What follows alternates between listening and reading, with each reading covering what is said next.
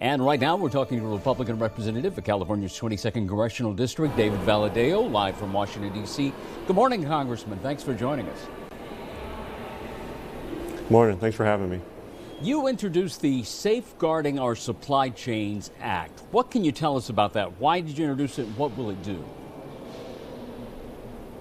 Well, the supply chain issues that we've been having over the last few years has gotten out of control. And so this is basically some funding that will help with FBI and different other departments across our Department of Justice and even our local governments to help some more communication and more transparency so that they can help one another and really go after some of these bad actors.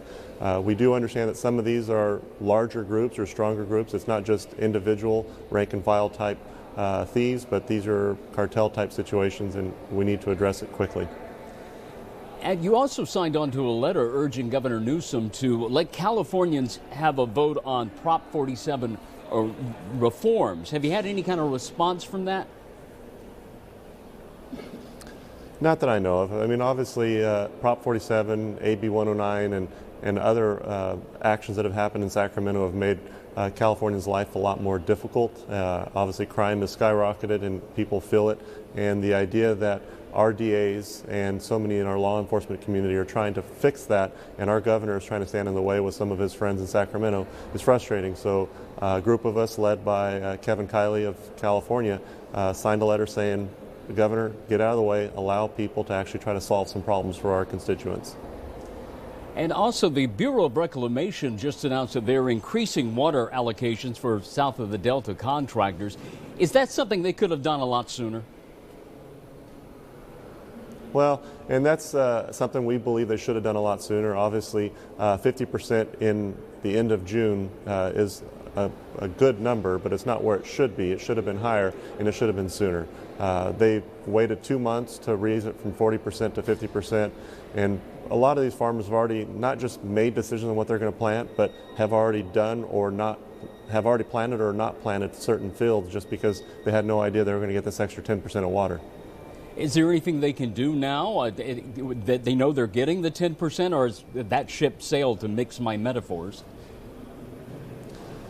I mean, the Central Valley has so many opportunities, and we can grow 300-400 different types of commodities, and so I'm sure there's some possibility of finding something this late in the season to plant, but we just don't know the financials behind it. Does it justify the work? Is there enough money in that commodity specifically to plant? I mean, some of this water might be wasted, and that's sadly the responsibility of, or falls right on the shoulders of our government for not making decisions sooner and quicker so farmers can make these types of decisions sooner. What else is on top of your agenda that you're working on now?